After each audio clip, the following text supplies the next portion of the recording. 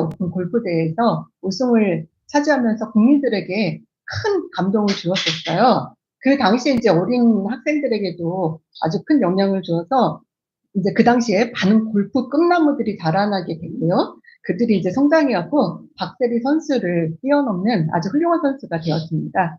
박인비, 뭐 신지혜 이런 선수들 우리가 그 박세리 키즈라고 하는데요.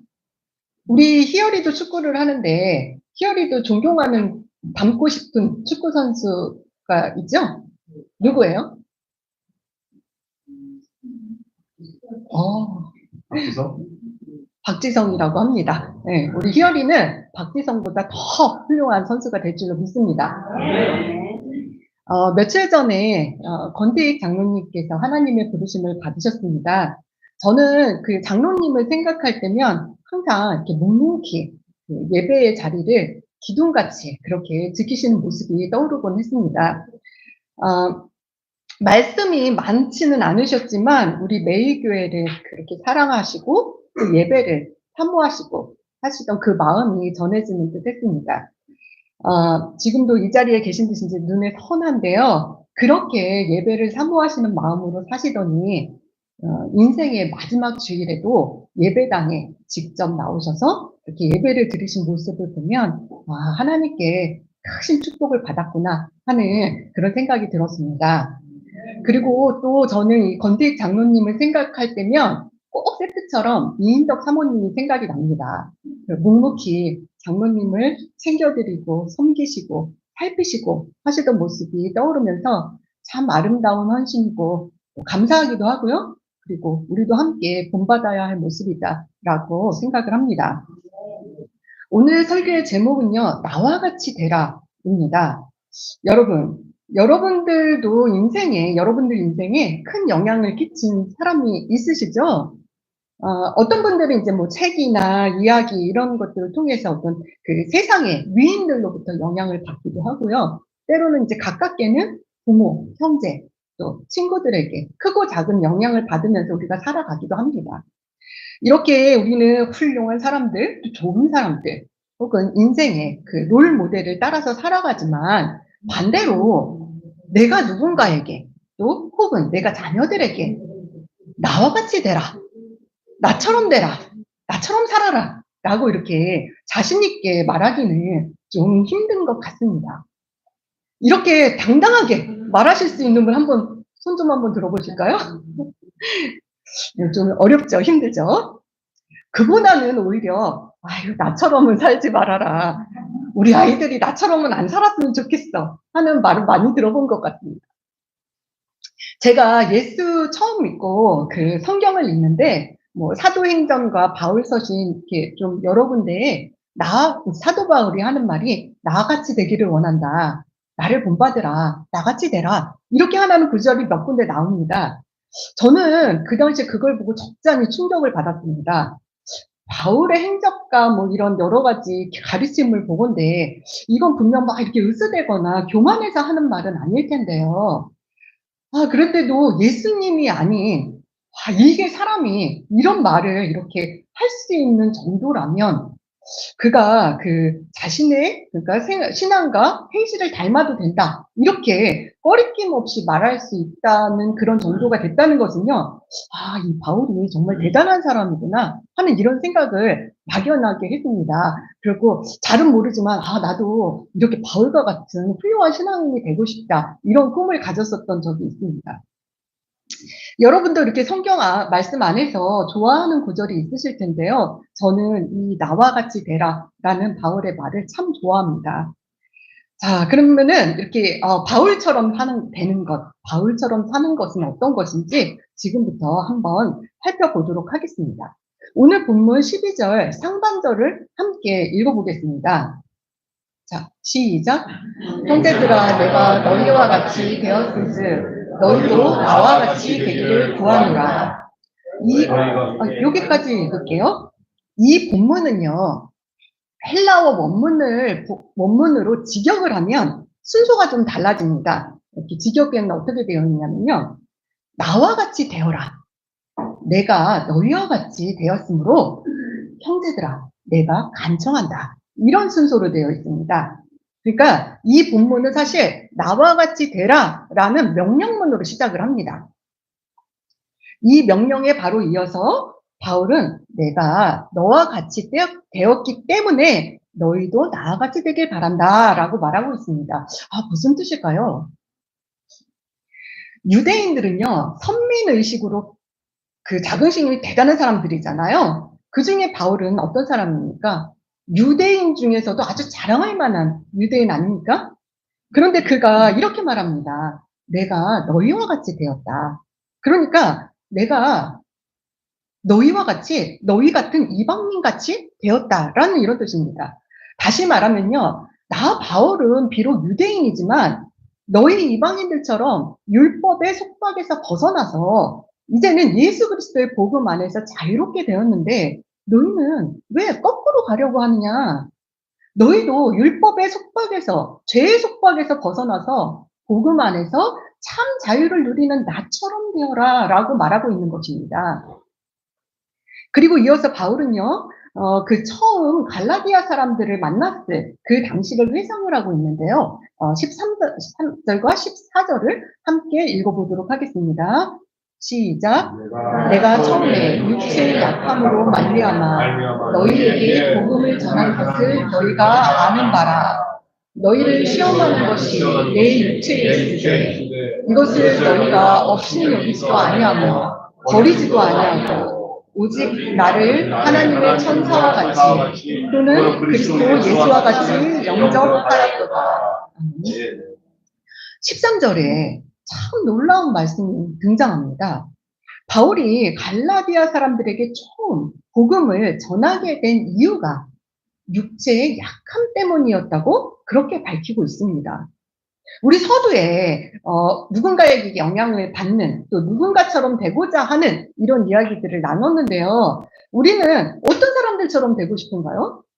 일반적으로는 뭐 성공하고 또 잘되고 또 존경할 만하고 또 명성도 없고 뭐 그런 사람들처럼 되고 싶지 않습니까? 그런데요, 13절은요, 전혀 반대의 이야기를 하고 있는 것입니다. 이 사람, 그러니까 이 바울처럼 그 바울은요, 이 구절을 보면 뭐 따라하고 싶을 만큼 그렇게 매력적이지도 않고 오히려 약하고 별 볼 일 없는 그런 사람이었다는 거예요. 그런데 그것 때문에 그 육체의 약함 때문에 복음이 전해졌다고 하니 참으로 신기한 일 아닙니까? 성경학자들은요, 여기서 말하고 있는 이 바울이 가졌던 그 육체의 약함이 무엇이었느냐, 이런 연구를 많이들 했는데요. 어떤 사람들은 뭐 바울이 매맞고 굶주리고 옥에 갇히는 일이 많았잖아요. 그래서 아마도 그 후유증을 말하는 것이다라고 말하는 사람들도 있고요. 또 어떤 사람들은 바울이 당시에 아마 말라리아에 걸리지 않았나라고 추측하는 사람도 있고, 바울이 또 간질이 있었다라고 얘기하는 사람도 있습니다. 근데 이제 많은 학자들은 바울이 눈이 점점 멀어지는 아마 눈병을 가지고 있지 않았겠느냐 하는 그런 추측들, 다 추측이에요,를 하고 있습니다. 근데 아무튼 그 육체의 약함이 무엇이었는지 여기서 정확히 밝히고 있진 않아요. 그래서 알 수는 없지만 14절을 보면은요, 그것이 갈라디아 사람들에게 시험거리가 될 만한 것이었다고 이야기를 하고 있습니다. 그럼에도 불구하고 이 갈라디아 사람들이 바울을 그것 때문에 업신여기지도 않고 버리지도 않았다라고 이야기를 합니다. 여기서 지금 우리가 버리다로 번역한 그 단어는 헬라어로 엑셉티사테라는 단어인데요. 원래 뜻은요, 침을 뱉다, 태짜 놓다, 경멸하다 이런 뜻입니다. 당시 사람들은요, 병든 사람들을 만나면 그 병이 옮을까봐 또는 그 병이 귀신한테서 유래했다고 이렇게 생각하는 경우도 있었거든요. 그래서 그거 옮지 않으려고 침을 태 이렇게 뱉고 피해 다녔다고 합니다. 뭐 우리도 옛날 드라마 한번 보죠. 그 병자들 지나가면 그렇게 하는 거 보셨죠? 예, 그렇게. 그러니까 이 바울의 질병이라고 하는 것은 뭔지는 모르겠지만 사람들이 침을 뱉고 멸시하고 업신여길 만큼 시험에 들 만큼 그런 만한 것이었다라는 것입니다. 그런데요, 그 연약함 때문에, 그 고난과 고통 때문에 그들에게 복음이 전해졌다는 그런 말입니다. 놀라운 일 아닙니까? 이것이 바로 하나님의 능력인 것입니다. 복음의 능력은요, 우리 능력으로 말미암는 것이 아닙니다. 우리의 연약함, 우리의 고통, 우리의 고난을 들어쓰시는 하나님의 능력으로 말미암는 것입니다. 바울은 고린도후서 12장에서 자신의 육체 가시가 있었고 그것을 떠나가게 해달라고 3번 주께 간구했다라는 그 간증을 하고 있는데요. 하나님께서는요, 근데 그 어떻게 하셨어요? 거절하셨죠? 그 이유를 9절에 하나님이 왜 거절하셨는지 9절에 나오는데요. 우리 함께 읽어보도록 하겠습니다. 시작. 나에게 이르시기를 내 은혜가 내게 족하도다. 이는 내 능력이 약한 데서 온전하여짐이라 하신지라. 그러므로 도리어 크게 기뻐함으로 나의 여러 약한 것들에 대하여 자랑하리니 이는 그리스도의 능력이 내게 머물게 하려 합니다. 하나님의 능력은 우리의 강함 속에 있는 것이 아닙니다. 그리스도의 능력은 우리가 약할 때 나타나는 것입니다. 그렇기 때문에 바울은 내가 강해서 기쁜 게 아니고 내가 오히려 약해서 기쁘다고 그렇게 고백합니다. 왜입니까? 내가 약할 때 그리스도의 강함이 나타날 수 있기 때문입니다. 10절도 함께 읽어보도록 하겠습니다. 시작. 그러므로 내가 그리스도를 위하여 약한 것들과 능욕과 궁핍과 박해와 공고를 기뻐하니 이는 내가 약한 그때에 강함이라. 여러분, 우리는요, 복음을 전하는 일에 머뭇거릴 때가 많습니다. 내가 뭐 잘난 것도 없고, 뭐 부자도 아니고, 많이 배운 것도 아니고, 자랑할 만한 것도 없는데, 내가 뭐 예수 믿으라고 전한다고 저 사람들이 뭐 내 말에 귀나 기울여 주겠어? 이런 생각이 들기도 하고요. 또 이렇게도 얘기를 합니다. 하나님, 내가 성공만 하면 이 일만 이런저런 일만 잘 풀리면 하나님이 도와주셔서 이렇게 일이 잘 됐다고 제가 간증도 하고요. 전도도 많이 할 거예요. 이렇게 얘기하죠. 지금은 제가 내세울 것도 좀 없고 그래서요. 뭐 교회에 가자고 하기가 좀 그래요. 뭐 이렇게 하나님께 그렇게 얘기하기도 해요. 자, 그런데요, 이 마음의 상태를 자세히 들여다보면요, 그 마음의 상태, 이런 행동들이요, 사실은 바로 인간의 공로를 앞세우는 생각입니다. 우리가 위대하다고 말하는 저 사도 바울조차도 그의 육체적인 질병, 고난, 궁핍, 어려움, 이런 것들을 통해서 예수 그리스도의 능력이 나타난다고 고백하고 있지 않습니까? 우리가 그에게 본받아야 할 것은 이런 복음 전하는 자의 자세입니다. 우리가 질병에 걸렸다고 낙심하지 마세요. 우리가 고난당하고 있다고 절망하지 마세요. 이 문제를 통하여, 이 어려움을 통하여 내가 복음을 전할 수 있게 될 것이고 성령께서 그 복음 듣는 이의 발걸음을 예수 그리스도께로 인도하실 수 있기 때문입니다. 지금 여러분들이요, 어려움 중에 있다면 하나님의 귀한 도구로 사용되고 있는 중이십니다. 우리가 약한 중에 있다는 것은요, 나와 같은 약함에 처한 자들에게 복음 전하라는 하나님의 귀한 사명인 것을 명심하시기 바랍니다. 이 문제가, 이 고난이 내게 얼마나 힘든가, 이거를 바라보지 마시고요. 나 같은 문제, 나 같은 어려움, 나 같은 고난을 겪고 있는 그 사람도 힘들겠지? 그 사람을 찾으시고 그들에게 하나님 나라를 전하시기 바랍니다. 우리 매일교회 성도님들 모두 하나님의 이런 귀한 사명 감당하는 복음 전도자로서 기쁘게 살아가시는 성도님들 되시기 간절히 소망합니다. 이렇게 갈라디아 사람들은요, 바울이 전한 복음을 받아들이게 됐습니다. 바울이 전한 복음은 저희가 계속 살펴봤죠? 어떤 복음이라고 했어요? 다들 기억하시듯이 믿음으로 구원을 얻는다 라는 그런 복음이었잖아요. 그런데 이 갈라디아 사람들이 바울이 떠난 후에 거짓 교사들의 말에 현혹이 돼가지고 율법을 지키는 일에 열심을 내게 됩니다. 우리 17절과 18절을 함께 읽어보도록 하겠습니다. 시작. 갈라디아서 17절 시작. 그들이 너희에게 대하여 열심 내는 것은 좋은 뜻이 아니요 오직 너희를 일반시켜 너희로 그들에게 대하여 열심을 내게 하려 함이라. 18절. 좋은 일에 대하여 열심으로 사모함은 너희를 대하였을 때뿐 아니라 언제든지 좋으리라. 자, 17절을 보면은요, 그 거짓 교사들은요, 무엇을 위해 그렇게 열심이었다고 하나요? 그렇게 열심을 낸 이유가 무엇일까요? 네, 나오잖아요. 교인들을 이간시키고 결국은요, 거짓 교사, 그들 자신을 위해서, 그들을 위해서 열심을 내게 하려는 것이 그들의 목표였던 것입니다. 갈라디아서 이제 6장 13절에도 보면 그들 결국 그렇게 하게 함으로써 그들을 자기들의 자랑거리로 삼고 그들이 칭찬을 받고자 했던 그런 욕심들이 있었던 거예요. 여러분, 열심히 산다는 것, 그 좋은 것입니까? 좋은 걸까요? 우리는 열심이라는 그 단어에 그 단어를요 긍정적으로 받아들이는 경향이 있습니다. 그러나요, 열심히 산다, 열심, 이 단어는요 좋은 것일 수도 있고 때론 나쁜 것일 수도 있는 것입니다. 그 자체보다는요 무엇을 위하여 열심히 사느냐, 이것이 중요한 것입니다. 우리 주변에 보면은요 아주 나쁜 일에 열심히 사람들도 있습니다. 또 이기적인 사람들 중에요 자기 이익을 위해서라면 지치지도 않고 피곤하지도 않고 맞아 하시는데 체력은 또 얼마나 좋은지 끝내 자기 원하는 대로 자기가 원하는 걸 얻어내요. 그런 사람들 보게 되는데 저는 그런 사람들 만나면 고개가 절로 흔들어지고 그냥 당신 다 가지세요 이렇게 하게 되더라고요.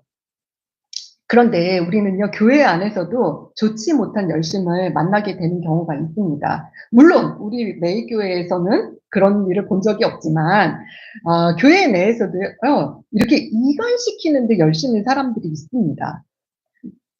자기 편, 자기 사람 이렇게 만들려고 그냥 이 사람 저 사람 만나서 쑥덕쑥덕하는 사람들입니다.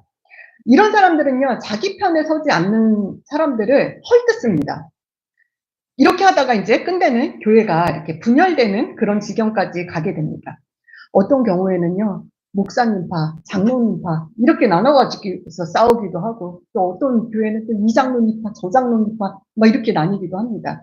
이렇게 자기 사람으로 만드는 일에 어찌나 열심을 내는지 그런 일이 벌어지잖아요. 그러면 이제 제가 듣기로는 그분들 지치지도 않는다고 하더라고요. 육신의 피곤함 같은 거는 없어지는 AI 로봇처럼 막 전진한다 하시더라고요. 자, 그래도 우리 교회 그런 일 없어서 정말 감사합니다. 어떤 교회는요, 목사를 위해 열심으로 똘똘 뭉친 교회도 있습니다. 교회란 누구의 교회입니까? 네, 하나님의 교회이고 오직 예수 그리스도의 교회여야만 합니다. 물론 우리는 예수 그리스도의 사랑의 공동체인 교회 안에서 목사님도 사랑하고 장로님도 사랑하고 집사님도 사랑하고 서로 사랑하고 이렇게 살아야 하죠.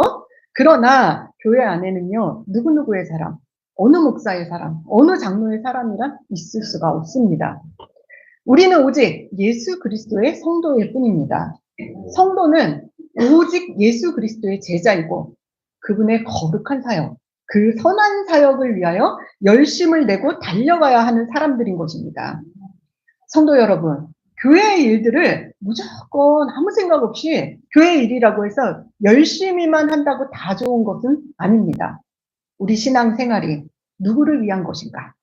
나의 이 열심이 과연 옳은 길로 가고 있는 것인가? 이것을 잘 분별할 수 있는 그런 성숙한 신앙인들이 되시길 소망합니다.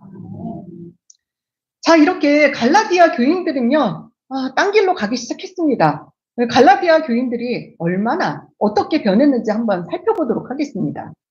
바울이 처음 갈라디아 사람들에게 복음을 전했을 때 14절과 이제 15절을 함께 보면은요, 갈라디아 사람들은요, 바울을 하나님의 천사와 같이 또 마치 그리스도 예수이긴 한 것처럼 그렇게 영접을 했다고 했습니다. 그들은요, 바울을 너무 사랑해가지고 할 수만 있다면 눈이라도 빼어 줄 만큼 그렇게 애정을 가지고 있었다고 그렇게 바울이 이야기하고 있죠. 당시 그들 안에는 복음으로 인한 기쁨과 사랑이 차고 넘쳐서 그 복음을 전해준 바울에게도 감사와 존경과 애정이 넘치고 있었던 것입니다. 처음 하나님을 만나게 되면 온 세상이 달라지죠. 경험들이 없으신 것처럼 조용하시네.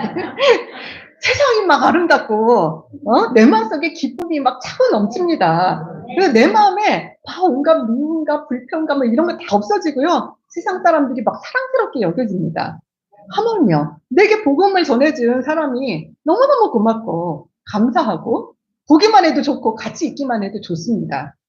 갈라디아 사람들이 그러한 감격으로 바울을 대했던 것입니다. 그런데 지금 어떻다고 하는지 바울이요? 그들의 영적 상태가 참으로 의심스럽다고 그렇게 이야기를 하고 있습니다. 그래서 15절에 바울이 그들에게 이렇게 묻고 있습니다. 너희의 복이 지금은 어디 있냐? 그러니까 하나님과의 관계, 하나님의 구원 사역의 복이 지금은 어디로 갔느냐? 이렇게 묻고 있는 것입니다. 그러면서 또 16절에서도요. 내가 너희에게 참된 말, 진리의 말을 하고 있으니까 내가 너희에게 이 복음을 계속 얘기하고 있으니까 너희가 지금은 이제는 나를 원수로 여기고 있는 것이냐? 라고 이렇게 묻고 있는 것입니다. 여러분, 우리도요, 전도할 때 이런 경우 종종 당합니다. 누구를 전도해야겠다고 이제 우리가 마음에 품잖아요? 그럼 그 사람을 위해 기도합니다. 그리고 사랑하고 보살피고 막 헌신하면서 복음을 전할 타이밍을 막 이렇게 기다리죠. 그리고 이제 적절한 때에 복음을 전하고 교회 같이 나가봅시다라고 이렇게 전하게 됩니다. 이렇게 애쓰고 기다린 끝에 그 사람이 교회에 나오게 됐습니다. 너무 기쁜 순간이죠. 그리고 이 새신자가요, 점점 이제 목사님의 설교의 은혜를 받고 또 교회를 좋아하고 또 성도들과 교제하는 것도 좋아하고 이렇게 성장을 하게 됩니다. 우리는 이제 그 사람의 신앙이 이렇게 잘 자라도록 옆에서 보살피고 이렇게 도와주고 또 그렇게 하죠. 이 사람도 이제 복음을 깨닫게 되면서요, 이렇게 생명의 복음을 전해준 그 사람에게 사랑과 애정을 이렇게 아낌없이 주면서 서로 이렇게 아름다운 교제를 이렇게 하게 되는데요. 그런데 시간이 이렇게 점점 흐르면서 이 새신자가 기독교에 익숙해지면서 점점 종교인이 되어가는 경우가 있습니다. 성숙한 그리스도인의 그 모습을 갖추며 이렇게 성장하지 못하고요. 그 예전의 자기 모습으로 돌아가는 그런 경우도 있고요. 이제 또 그 기독교인으로서 배운 거가 있기 때문에 그 예전의 모습까지는 아니지만 그 세상의 그럴듯한 사상과 철학 이런 걸로 하나님의 말씀을 혼동시키는 그런 경우도 있습니다. 또 고난이나 이런 어려움 이런 게 찾아오면은요, 하나님께 더 가까이 가는 그런 기회로 만들지 못하고 절망하고 낙심하고 이러면서 교회에서 떨어져 나가는 그런 경우도 생깁니다. 그럼 이 전도하신 분, 또 양육하시는 분들, 이런 분들 그 마음이 어떻겠어요? 그 모습 보면 너무 안타깝죠? 그래서 하나님과 다시 더 친밀한 관계가 될 수 있도록 더 기도하고 말씀 읽고 예배에 참여하세요. 이렇게 권면을 합니다.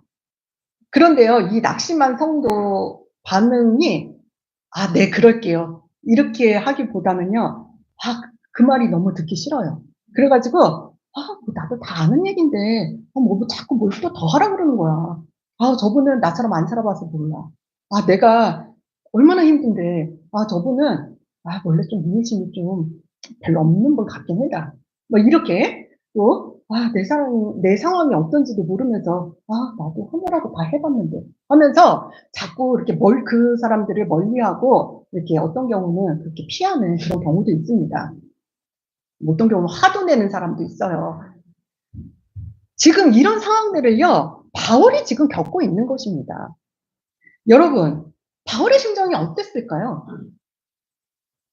저라면은요, 물론 아까 안타깝기도 하지만요, 그것뿐만 아니라 좀 섭섭하기도 하고, 또 그간 제가 그 사람을 이렇게 사랑하고 보살피고 했던 그런 생각들이 들면서 좀 쓸쓸하고 좀 슬플 것 같고 그럴 것 같습니다. 그리고 이제 뭐 저를 나쁘게라도 말한다면 아마 배신감 같은 그런 것까지 들을 수도 있을 것 같아요. 그러다가 이제 나는 더 이상 저 사람한테는 신경 끄고 살란다. 이런 생각도 들을 것 같습니다. 성경에는 바울이 섭섭했는지, 뭐 슬펐는지, 배신감을 느꼈는지 이런 감정적인 서술은 하지 않아서 알 수 없지만 분명 바울의 마음도 굉장히 힘들었을 것이다. 라고 이렇게 생각해 볼 수 있고 추측해 볼 수 있을 것 같아요.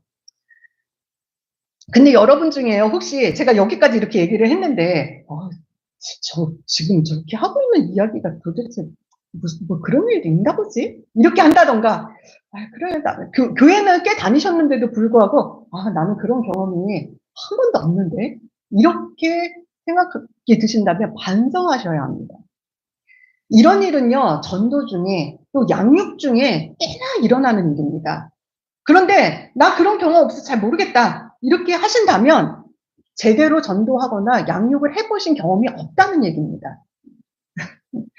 여러분, 왜 사랑하는 가족들, 가까운 이웃들, 친구들에게 예수 그리스도의 생명의 복음을 전하지 않는 것입니까? 왜입니까? 그것은요, 사실 쉬운 일이 아닌 것을 우리가 너무 잘 알기 때문입니다. 복음을 전하는 일, 더 나아가서 성숙한 그리스도의 형상을 갖추도록 양육에 함께 동참하는 일은 참 힘든 일입니다. 그것은요, 아주 고통스러운 인내와 견디기 힘든 수고를 요구합니다. 그것이 얼마나 힘든 일이었으면요, 바울은 해산하는 수고라고 그 수고를 표현하고 있습니다. 우리 19절 함께 읽어보도록 하겠습니다. 시작. 나의 자녀들아, 너희 속에 그리스도의 형상을 이루기까지 다시 너희를 위하여 해산하는 수고를 하노니.